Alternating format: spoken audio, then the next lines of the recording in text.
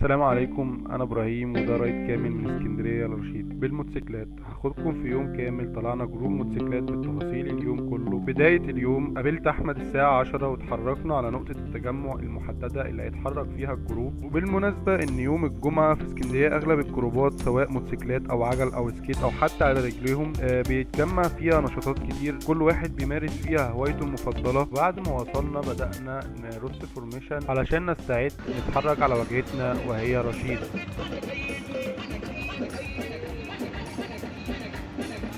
بعد ما ظبطنا الفورميشن بدأنا نتحرك على وجهتنا وهي رشيد. هي بالمناسبة بتبعد حوالي 60 كيلو من نقطة التجمع اللي احنا تجمعناها.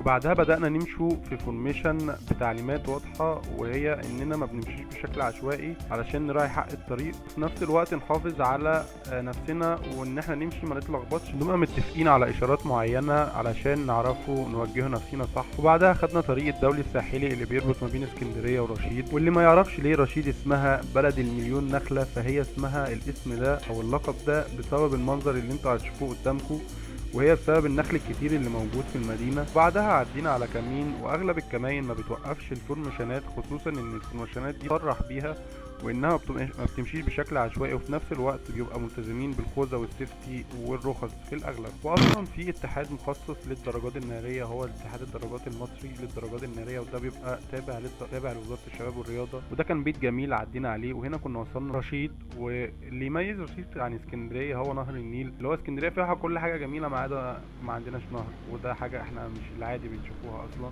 بعدها اتحركنا على كورنيش النيل، وده كان تقريبا فورميشن للخاص، مش عارف كان خاص ياما قوي. بعدها عدينا على مسجد ابو مندور. بعدها وصلنا قعدنا على كافيه على كورنيش النيل، ودول الرجالة وده كابتن احمد زنون. وبعدها طلعنا على الصالة علشان نصلي الجمعة. طلعنا على متوجهين على السوق عشان نجيبوا الغدا اللي هناكلوه على المركب.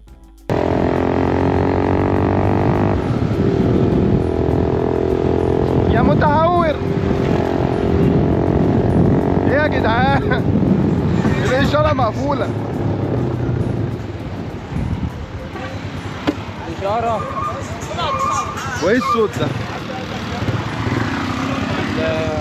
زود بقى، زود يا صاحبي. ولا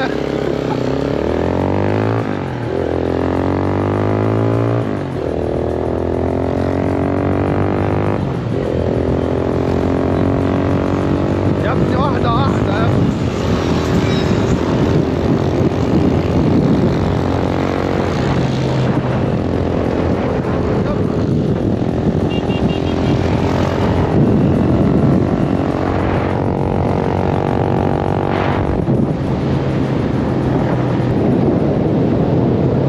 ايوه هنروح السوق يعني ولا ايه؟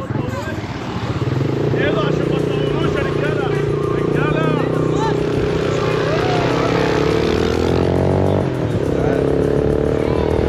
واحدة واحدة يا ابني.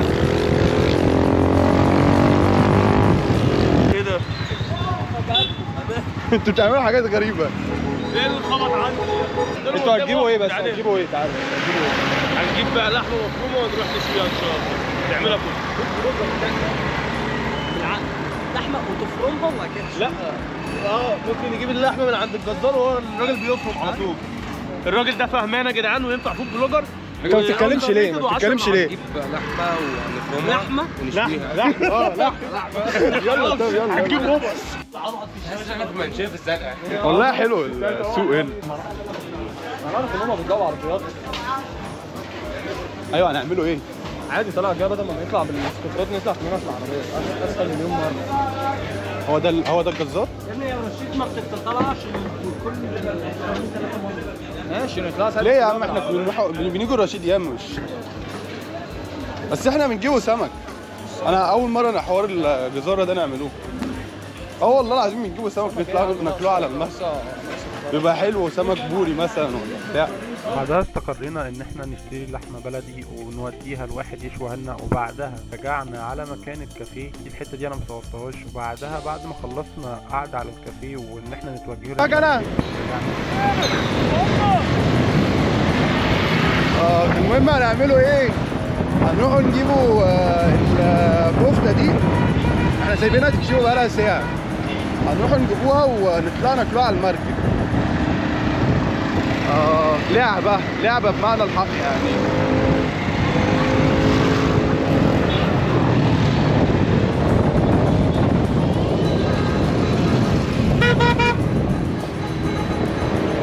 والله الاسكوترات دي مش لعبة يعني. ادي المركب اللي هنطلع عليها واحدة واحدة يا ابني. ما شاء الله يعني. ايه يا عم المكنة ما شاء الله حلوة. ما شاء الله سحبه جميل. انا سوقت الكوي ده قبل كده بس ما كانش، كان موديل قديم ما كان معذبني. بس الاسكوترات حرفيا لعبة والله. يا كابتن استنوني يا جدعان. تعال نخش نجيبوا الكفتة من هنا الأول. فوتنا البوابة. أيوه هي البوابة اللي على الشمال اللي قدام المحكمة. هي البوابة دي. البوابة دي. هنركنوا الموتوسيكلات. بعد كده نعملوا إيه؟ بقى نجيبوا الأكل ونرجع. اطلع من هنا بقى.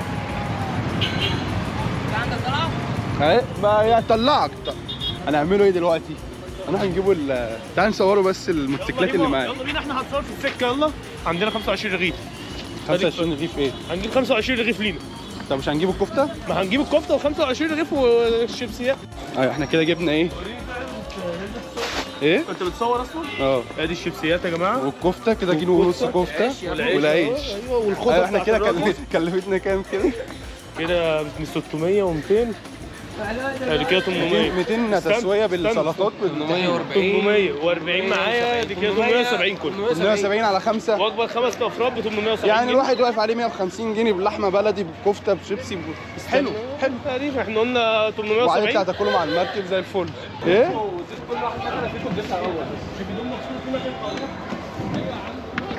نطلعوا الدور الثالث. فين؟ الدور الاول. طب ما نطلعوا فوق يا جماعه. هو قال لك هظبط لكم مخللات. فين المخللات؟ اهو محط كيس مخلل.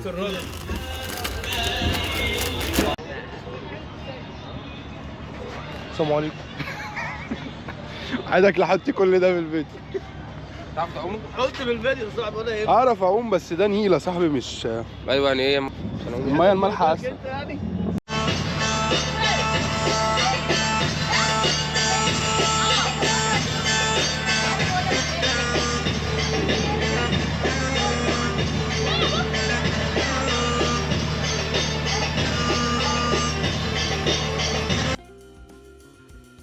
هنا كنا خلاص يعتبر خلصنا اليوم، وبعدها اتحركنا توجهنا اللي احنا راجعين على اسكندرية بس. وبعدها وقفنا على الطريق قبل دخلة 45 وكده. كنا خلاص نهاية الفورميشن والباقي حر. فلو وصلت لحد اللحظة دي متنساش تشترك وتفعل زر اللايك وتابعني لأي جديد. ولو عايز تسأل على أي حاجة وإيه رأيكم في نوعية الفيديوهات دي أكمل عليها ولا لأ.